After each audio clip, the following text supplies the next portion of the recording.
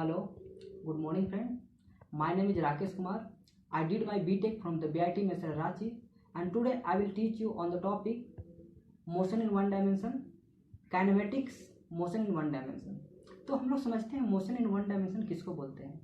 Motion in one dimension का मतलब ही होता है कि कोई भी ऑब्जेक्ट हो, कोई भी बॉडी हो, एक एक्सिस में मूव कर रहा है, ओनली एक्स एक्सिस में, उसको मोशन इन वन डी बोलते हैं।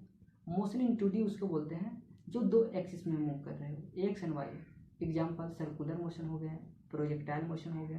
प्रोजेक्टाइल मोशन में x axis as well as y axis दोनों में मूव करते हैं। और मोशन इन थ्री डायमेंशन हम लोग बेसिकली हम लोग को मिलता नहीं है देखने का, लेकिन हम लोग केमिस्ट्री का मॉलिक्यूल को जब देखते हैं वो रैंडम वेरिएबल रहता है, उसका कोई भी डायरेक्शन पता नहीं रहता है किधर जाएगा। वो एक्स वाई जेड एक्सिस तीनों एक्सिस में मूव कर सकते हैं, एक साथ मूव कर सकते हैं, तो उसको मोशन इन थ्री डी बोलते हैं। तो बेसिकली आज का जो हमारा टॉपिक स्टार्ट करते हैं। First word is kinematics. तो काइनेमेटिक्स का मतलब क्या होता है? Kinematics made from the two word, first word is kind, second word is matics. Kind means motion, matics means math. And we have some kinematic variable like distance, displacement, speed, velocity and jerk. These are the kinematics variables. Suppose that any object is in motion, then we need to find this kinematic variable. These kinematic variables like distance, displacement, speed and velocity we need to find. Then we need to apply some mathematics and calculations. That means जब भी object motion में हो और उसमें कितना तरह के calculation and mathematics use होते हैं काइनेमेटिक वेरिएबल को फाइंड करने के लिए, उसी चीज़ को हम लोग पढ़ते हैं काइनेमेटिक्स में। तो आज का जो हमारा टॉपिक है जो रिवॉल्व करेंगे distance, displacement, speed and velocity. तो हम लोग पहला समझते हैं डिस्टेंस किसको बोलते हैं।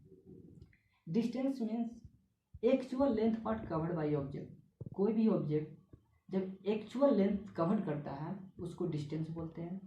और डिस्प्लेसमेंट उसको बोलते हैं कोई भी ऑब्जेक्ट शॉर्टेस्ट डिस्टेंस कवर करता है इनिशियल पोजीशन से फाइनल पोजीशन तक।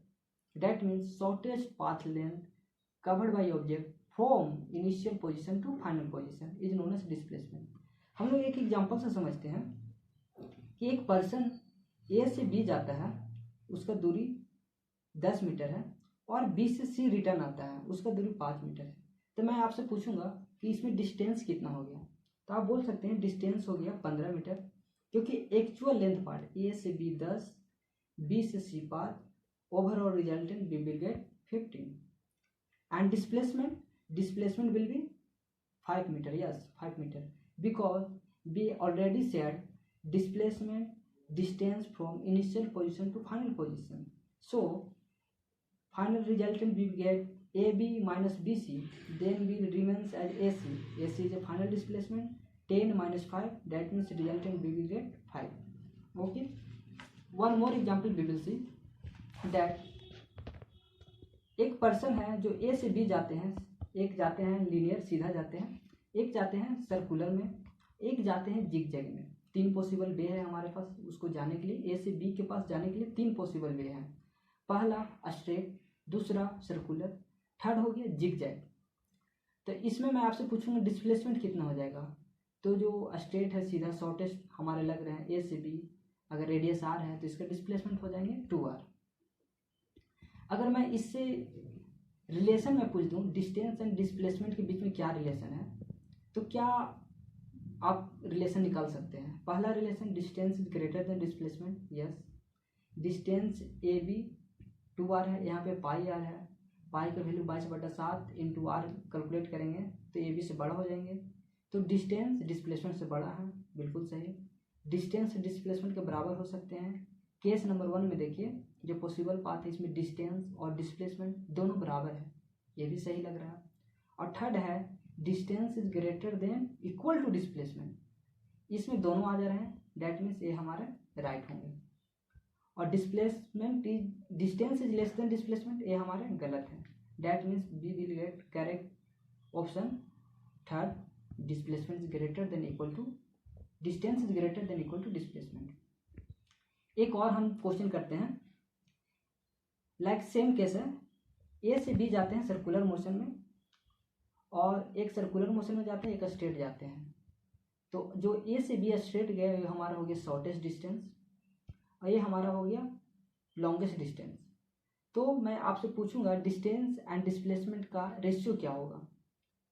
तो डिस्टेंस हमारा हो जाएंगे pi r, circumference of the semi circle pi r, and A B distance 2r, pi r divided upon 2r, then resultant we get pi beta 2 is ratio.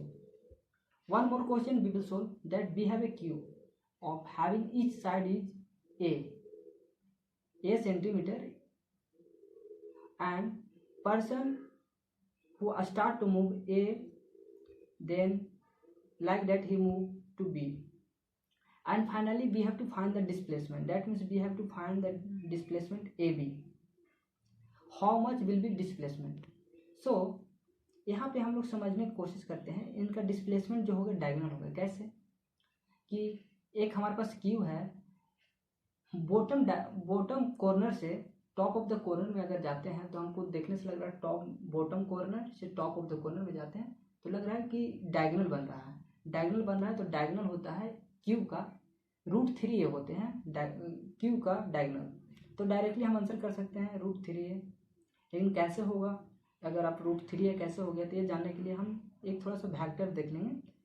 यहाँ पे position vector है हमारे, ए के पास 0 0, बी के पास हो गया ai plus bj minus ck, क्योंकि Z में नेगेटिव गए हैं तो ck हो गया। फाइनली रिजल्टेड करते हैं वेक्टर का, तो a square because each side of the cube is having a, then finally we will get √3a after doing overall calculation. One more question we will solve, that means कोई भी person है circular motion में 1/4 उसका cover करता है, that means we have a chord AB. Find the resultant displacement A to B, then 1/4 that means person move in quadrant, that means finally we get after doing solution, that means AB equal to हो जाएंगे √r² plus r², then finally we get √2r। इनके फार्मूले एक होते हैं, अगर जब भी कोई थीटा एंगल में अगर मूव करते हैं कोई भी पर्सन सर्कुलर में थीटा एंगल में मूव करते हैं तो उसका डायरेक्ट हमारे पास फार्मूले हैं 2r sin θ/2। क्या फार्मूले हैं? 2r sin θ/2। ये फार्मूला फिर रिमेंबर कर लीजिए, आपको जेईई मेंस का क्वेश्चन वगैरह सॉल्व करना बहुत आसान होगी। इसको मैंने फार्मूला के ड्राइव करके मैं आपको बता देता हूँ। जैसे कि यहाँ पे मैंने ले लिया वेक्टर ले लिया r1, वेक्टर r2 और resultant vector d1। So vector addition जब भी करते हैं तो लाइक r1 प्लस d1, क्योंकि इस हेड से इसका टेल जुटा हुआ है तो प्लस हो गए, और यहाँ पे इसका हेड सेम है तो ये माइनस हो जाएंगे, इसीलिए मैंने r2 को इधर लिखा है। देन हमको फाइंड करना है d1 vector, d1 equal to r2 minus r1 हो जाएंगे। और हम लोग वेक्टर एडिशन जब हम पढ़े थे तो 11 में पढ़ चुके हैं हम लोग, तो उसमें देखते हैं वेक्टर एडिशन जब करते हैं दो वेक्टर का तो r1 plus r2 plus 2r1 r2 cos theta, और अगर जब माइनस रहते हैं तो यहाँ पे माइनस हो जाते हैं, तो यहाँ पे हो जाएंगे vector addition.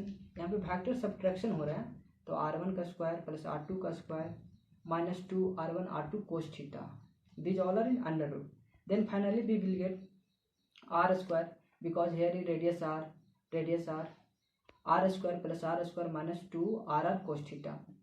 Then 2r common ले लिए, 2r स्क्वायर कॉमन ले लिए तो बनेंगे हमारे पास बच गए 1 माइनस कोस थीटा। और हम लोग 11 में पढ़ चुके हैं 1 minus cos theta equal to होते हैं 2 sine square θ/2, 2 sine square θ/2, 1 minus cos theta equal to होते हैं, तो 1 माइनस कोस थीटा की जगह हम रख देंगे 2 sine square θ/2, then we will get 2r sine θ/2, finally we get 2r sine θ/2। 2r sine θ/2 भी अगर जब हम यहाँ पे रख देते हैं तो हमारा रिजल्टेंट आ जाएंगे √2r। Okay, thank you. Next we will read in next lecture.